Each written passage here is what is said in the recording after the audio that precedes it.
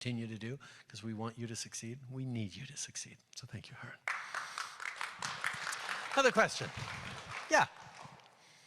It's coming right there. Hey, Mr. Trudeau. So I'm a crane apprentice. And what's your name? Sorry. My name's Mack Johnson. Kind of off topic, but I was wondering, is there something good you could say about Mr. Poilievre and how he's... sorry, I'm not trying to throw a wrench at you or anything like that, but a lot of Canadians feel that the conversations, because you do welcome criticization, and I guess that's his job right now. Yep. But a lot of people feel that the conversations back and forth are not going anywhere. Is there something you and him could work on to maybe bring Canadians together that are across the aisle? Yeah, well, for example, in the fall, we doubled the GST rebate, and it was something that he supported, he approved of. And we were able to move that very quickly through the House, so people got that support right away. So there are things we can work on. I think one of the challenges that is always there for a leader of the opposition in this country is you get into a trap of just opposing everything and not necessarily proposing things. And I think one of the things that a lot of us would like to hear from him, and there's certainly an opening to do it, is him talking about what his actual solutions would be. He doesn't do town halls like this. He doesn't take a lot of questions from media, so it's sort of hard to see how he's actually going to solve these challenges. He's very good, as we say good things about him, he's very good at communicating straightforward messages on YouTube, on all sorts of different ways. I think it would benefit us all as a country if he were to actually propose a little bit more. Nice things I can say about it other than that, look, you know, anyone who chooses to serve their country, anyone chooses up to put their face on the lawn sign and put their name on a ballot is worthy of a certain amount of respect, because it's a hard job, it's a hard life on families, and he has a young family. I had a young family too when I started in this. They're now teenagers and it's a challenge.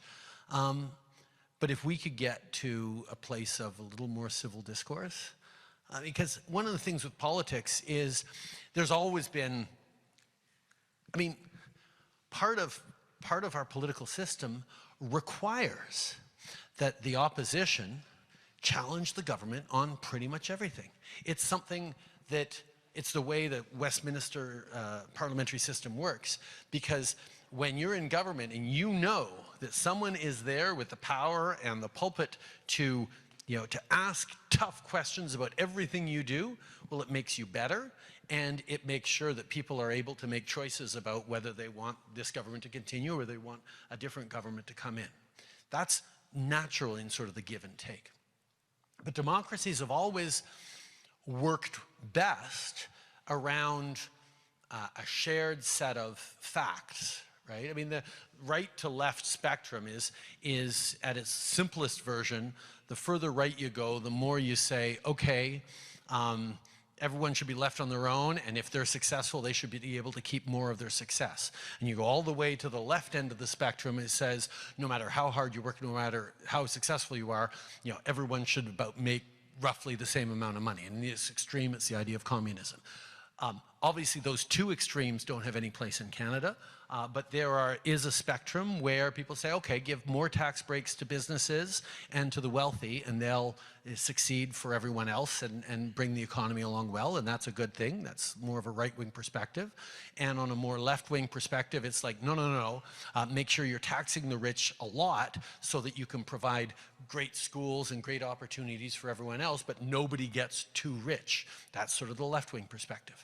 I'm a liberal, which puts me sort of in the middle, where I'm trying to grow the economic pie and create economic success for everyone while making sure that everyone has a real and fair chance to succeed. But debates in politics aren't really about that anymore. And of course, I explained it in the best possible light for liberals, as many of you noticed, but that's sort of where I'm coming from. And when he comes to do a town hall here, he can explain himself better. But a lot of political debates now are more about personal attacks than they are about what policies or where you are in the ideological spectrum. And that's something that has, I think, weakened our democracies around the world.